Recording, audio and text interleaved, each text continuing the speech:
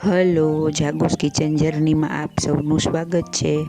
Friends, આજે આપણે ચંપાકલી એટલે કે ચમેલી ગાંઠિયા બનાવીશું. આ ગાંઠિયા એટલા સોફ્ટ, એટલા સુપર અને એટલા ટેસ્ટી છે ને કે હું તમને શું કહું. તો ચાલો શરૂ કરીએ.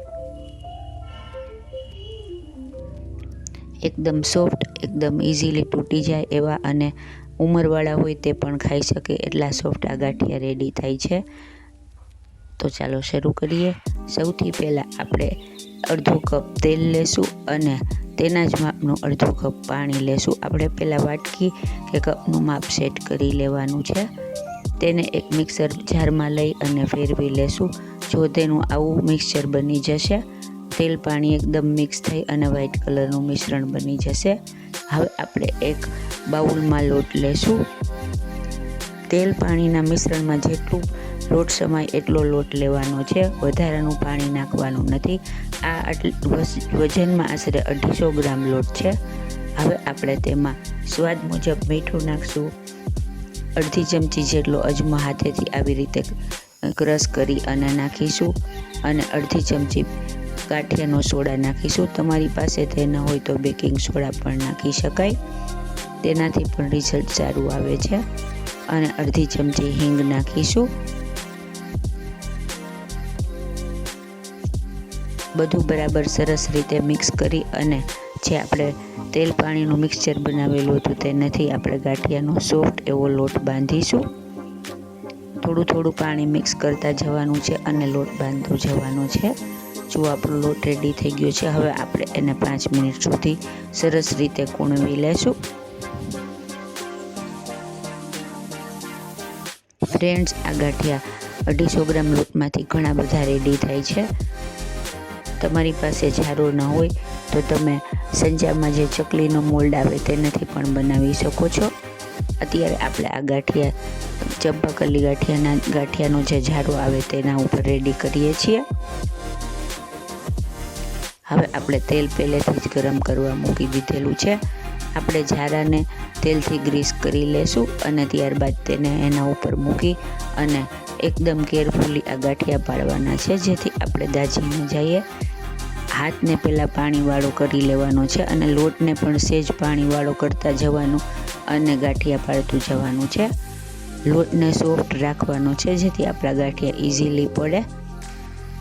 આવી રીતે ગાંઠિયા પાડી અને ત્યારબાદ સહેજ જારાને આવી રીતે થપથપાવી અને આપણે તેને ઉપરથી લઈ લેશું અને ગાંઠિયાને સરસ તળી લેશું. ગેસની ફ્લેમ અત્યારે જ્યારે આપણે ગાંઠિયા પાડી ત્યારે લો રાખવાની છે. ત્યારબાદ જારો લઈ લઈ એટલે ગેસને ફાસ્ટ કરી નાખવાનો છે અને સતત ચલાવતા રહી ગાંઠિયાને આપણે તળી લેશું. આપણા ગાંઠિયા તળાઈ જશે એટલે તે સોફ્ટ થઈ જશે અને તે હલકા થઈ અને ઉપર આવી જશે.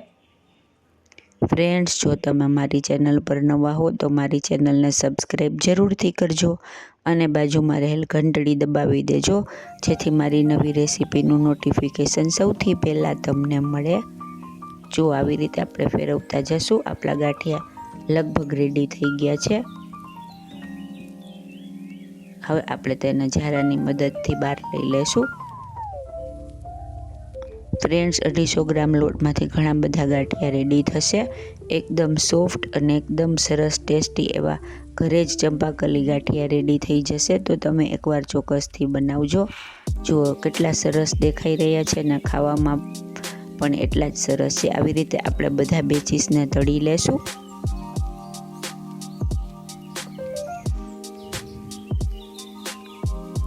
જ્યારે તમે ગાંઠિયા પાડતા હોય અથવા સેવ કોઈ પણ તેલમાં કોઈ પણ વસ્તુ પાડતા હોય ત્યારે ફ્લેમ ધીમી રાખવાની છે અને ત્યારબાદ ફ્લેમને ફાસ્ટ કરી નાખવાની છે. આથી આપણે દાજી જવાની ભય ન રહે અને તે એકદમ આપણને ગરમ ના લાગે. આવી રીતે જારાને સેજ થપથપાવશું એટલે બધા ગાંઠિયા નીચે પડી જશે.